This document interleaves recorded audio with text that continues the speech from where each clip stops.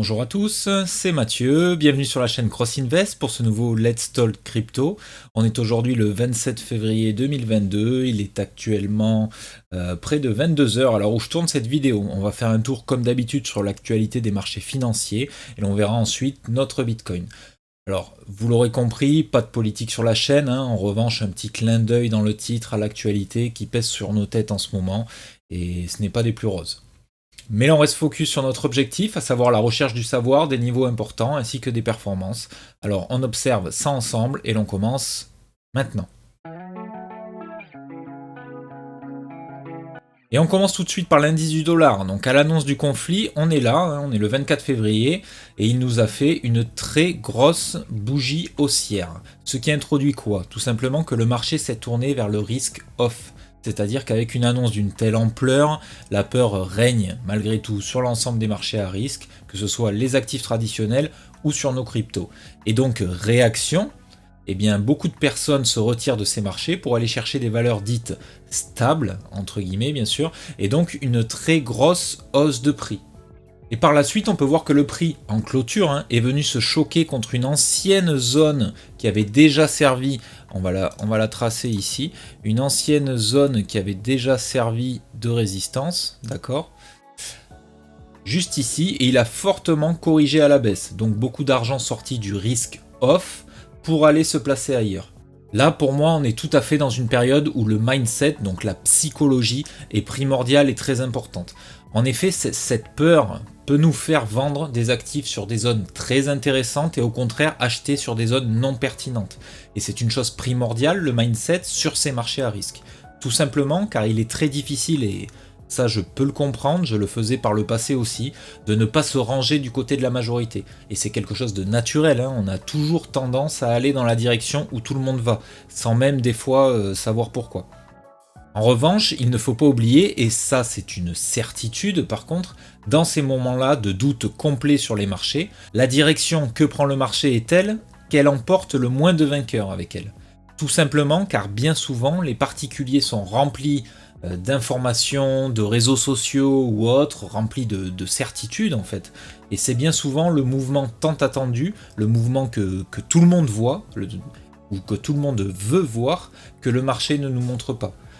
On attend toujours un actif plus bas et il repart généralement sans nous. Vous n'avez jamais été laissé, vous, sur le côté, voir l'actif que vous vouliez acheter à un meilleur prix, partir sans vous et que vous vous en mordiez les doigts? En tout cas, moi, par le passé, ça m'est arrivé plein de fois et ça m'arrive encore. Et pourquoi? Tout simplement parce que l'on est biaisé par une actu, un sentiment général ou autre, peu importe, et on oublie les fondamentaux, on oublie nos points clés sur nos graphiques et l'on passe à côté quelquefois d'une belle opportunité. Alors je ne suis pas là en train de vous dire qu'il faut acheter absolument, que c'est le moment, ce serait déplacé de ma part et de plus je ne fais pas de conseils en investissement, mais en revanche s'il faudrait retenir une petite chose de cette mini-réflexion que je viens d'avoir avec vous, c'est que faites-vous votre propre opinion. Observez, formez-vous, imaginez-vous un plan et tenez-le jusqu'à au moins l'invalidation de celui-là. Et ça vous permettra également de savoir quoi faire quelle que soit la direction que prend le marché. Bon, petit aparté fini, j'espère qu'elle n'a pas été trop longue, mais il me semblait primordial et très important de faire un point là-dessus et de le préciser. J'en profite pour vous dire que si ce n'est pas déjà fait, n'hésitez pas à vous abonner à la chaîne, mettre un petit pouce bleu sur la vidéo et la partager un maximum.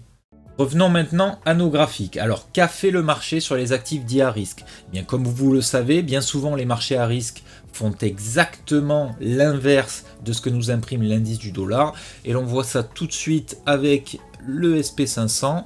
Le SP500 qui est ici. J'ai gardé le graphique exprès que je vous avais partagé, disons, sur les réseaux sociaux en vous traçant une grosse zone. Et donc logiquement, et c'est chirurgical, nous pouvons voir que le SP500 a eu droit, donc sur ce même journée du 24 février, à un gros sell-off qui a été racheté tout de suite, mais une grosse mèche vers le sud tout de même. On est venu chercher ici pile poil une zone que l'on avait déjà vue dans le Let's Talk Crypto de la semaine dernière. Donc malgré cette chute, je dirais, si vous me suivez, alors on n'est pas devin sur la chaîne, mais on était prêt. Disons qu'on savait où l'on pouvait aller car on avait défini nos niveaux de support potentiels. Malgré l'actu, malgré les bad news, l'observation est toujours de rigueur et il ne faut pas paniquer. Comme j'aime bien le dire souvent, vous le savez, hein, l'observation est primordiale, on quadrille nos graphiques et l'on agit et surtout on réagit lorsque se déroule un des plans que l'on a établi. Que ce soit baissier ou haussier d'ailleurs, hein, et on ne s'enferme pas dans un biais. Un plan est toujours valable jusqu'à ce que le marché nous prouve le contraire et entrave ou invalide notre biais. Alors qu'est-ce que l'on doit regarder sur le SP500? Malgré que l'on ait eu une belle réaction sur un niveau de support important que l'on avait déjà tracé, on a quand même malgré tout fait un plus bas que le précédent. Donc on surveillera cette semaine que cette vilaine mèche, elle était là simplement pour accuser les mauvaises nouvelles de l'actualité. Pour l'instant, il est reparti, donc le SP500. Hein.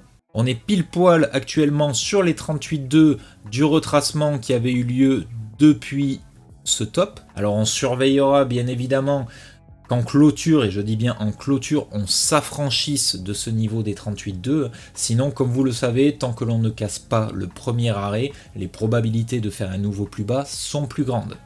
Donc on observe et l'on réagit en fonction de ce que nous dit le prix. On peut voir malgré tout une belle... Oh, j'arrive pas à le trouver. Ah si, c'est...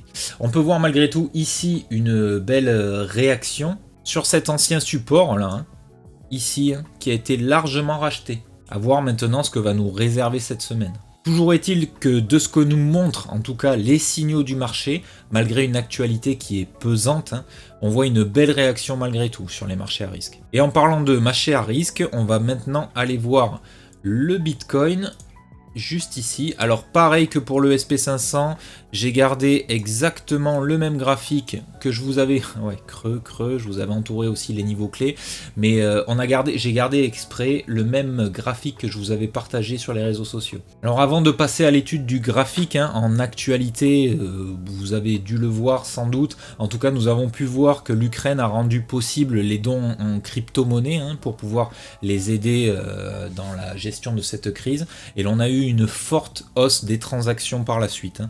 Cela démontre malgré tout la force et l'engouement que peut avoir ce marché des crypto-monnaies, hein, malgré tout, même dans des temps plus que difficiles. Allez, maintenant on passe au graphique. Donc Bitcoin qui lui n'a pas échappé, hein, comme on le voit donc là sur le 24 février, il n'a pas échappé, tout comme son homonyme on peut dire sur les marchés traditionnels avec le SP500, et comme tout l'inverse de l'indice du dollar. Hein. En revanche, et là, contrairement au SP500, il n'a pas cassé ses précédents lots, il n'a pas cassé ce creux ici, d'accord? Je vous avais dit la semaine dernière que si on cassait ce creux ici pour venir chercher la liquidité, ça pourrait aller très vite, ce qu'on a fait hein, d'ailleurs, mais on n'a pas cassé ce creux encore. En effet, on peut voir que l'on est venu mécher sur l'ancien bas de range à 34 500 $ environ, sans toutefois dépasser ce lot. Alors c'est plutôt une bonne nouvelle, hein, une volonté du marché de ne pas vouloir retrouver ce niveau des 33 000 $, hein, donc une forte volonté acheteuse malgré tout. Hein. Pour l'instant on est où? On voit que le niveau des 0,5 de Fibonacci, hein, donc depuis ce M-top, hein, on voit que le niveau des 0,5 sert de résistance. Alors oui, je sais, les 0,5 ne sont pas un calcul de Fibonacci à proprement parler, hein, ils interprètent simplement la moitié d'un retracement. Mais ils m'ont servi beaucoup de fois et m'ont réussi beaucoup de fois, alors je les compte comme niveau important, en tout cas dans mes analyses, parce que je les trouve pertinents. En revanche, et pour l'instant c'est toujours pareil, hein, on voit que l'on ne s'est toujours pas acquitté des 38,2 ici, hein, donc le niveau n'étant pas franchi, les probabilités de faire un nouveau plus bas sont toujours là malgré tout. Hein. On n'a pas de boule de cristal, on est juste là pour interpréter ce que nous montrent les actifs. En revanche, pour moi, tant qu'en daily, on ne clôture pas en dessous de nos précédents lots à 33K, je suis plutôt haussier sur le Bitcoin, malgré l'actualité mondiale dégueulasse. Hein. Tout simplement car il nous montre beaucoup de signes de force, avec des mèches comme ça qui sont rachetées largement. Et en weekly, si je viens me placer ici en weekly, hop, tant que les précédents lots, donc à 28-29 000 $ en clôture, hein, je dis bien en clôture, n'est pas franchi, on est toujours haussier sur le Bitcoin.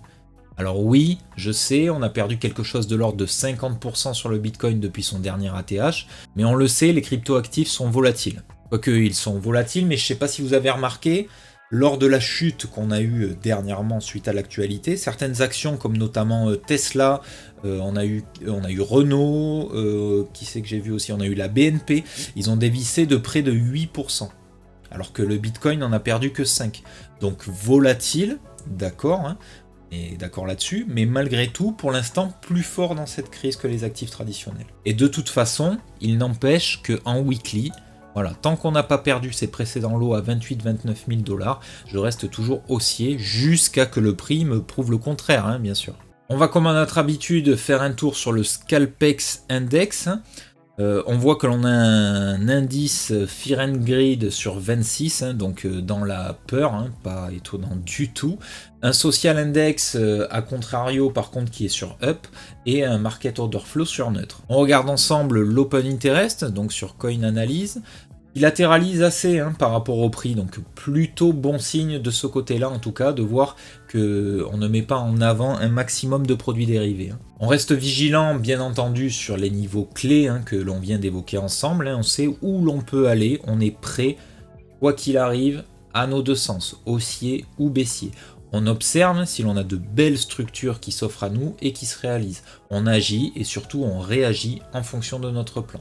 Allez, c'est déjà pour moi le temps de vous laisser. Merci d'avoir regardé cette vidéo jusqu'à la fin dans un contexte particulier, je vous l'accorde. J'ai essayé d'être le plus clair possible sur les niveaux à observer. N'hésitez pas à faire vos remarques dans les commentaires. C'était Mathieu, je vous dis à très vite sur les réseaux sociaux et à bientôt dans une prochaine vidéo. Prenez soin de vous, bon courage, à plus.